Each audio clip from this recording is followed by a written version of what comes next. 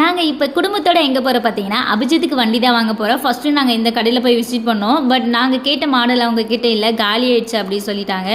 சரி ஓகே, இங்கே தான் கிடைக்கல போல இருக்குது, அடுத்து தானே டிமார்ட்லாம் போகலான்னு நினச்சோம். அங்கே இருக்கிற வண்டியெல்லாம் பார்த்தோன்னா அபிஜித் டான்ஸ் மூடுக்கு போயிட்டான்.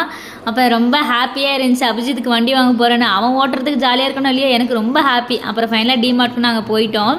போனதுக்கப்புறம் என்னோடய ஹஸ்பண்டும் பார்த்தாங்க, வண்டியோட மாடல்லாம் பார்த்தாங்க, அவனுக்கு செட் ஆகுமான்ட்டு அதெல்லாம் பார்த்துட்டு இருந்தார். அப்புறம் குழந்தைங்களுக்கு தேவையான பேகு, புதுசாக நாங்கள் ஸ்கூலில் சேர்க்குறீங்க அப்படின்னா அந்த மாதிரி டிமார்ட் வந்தீங்கன்னா எங்கேயுமே அலைய தேவை, கரெக்டாக வாங்கிடலாம். அப்புறம் ஒரு குட்டி பாப்பா பார்த்துட்டு அபிஜித் ஒரே ஸ்மைல் பண்ணிட்டு இருந்தான், அந்த பாப்பாவே பார்த்துட்டு இருந்தான். அப்புறம் ஃபைனலாக அபிஜித்துக்கும் ஓட்டி பார்த்துருந்தான். இந்த வண்டிக்கும் இந்த இப்போ ஓட்டுறான் பார்த்தீங்களா, இந்த வண்டிக்கு என்ன டிஃப்ரெண்ட்னா, அந்த கால் வைக்கிற இடம் இது வளைய மாதிரி இருக்கும். நான் சொன்ன வண்டி அதுக்கு முன்னாடி இருந்த வண்டி கொஞ்சம் ஸ்ட்ரைட்டாக இருக்கும், அதான் டிஃப்ரெண்ட்டு. ஃபைனலாக நாங்கள் வண்டியும் வந்து கரெக்டாக புக் பண்ணி கரெக்டாக ஆக்கியாச்சு. பட் ஆனால் டேப் எல்லாம் போட்டு கொடுத்துட்டாங்க.